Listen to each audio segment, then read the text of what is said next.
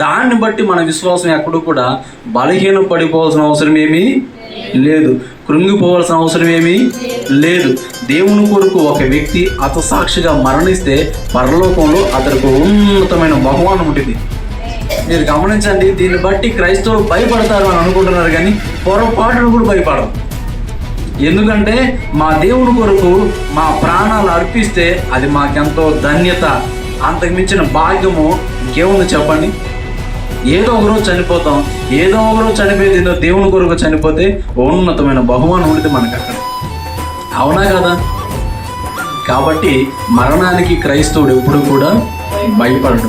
మరణం తర్వాతే అసలు విజయం ఉంది. అర్థమవుతుందా?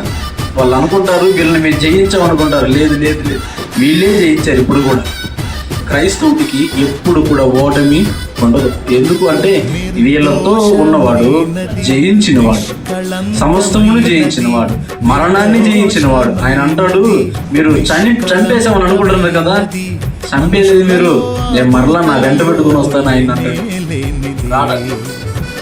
రాడా?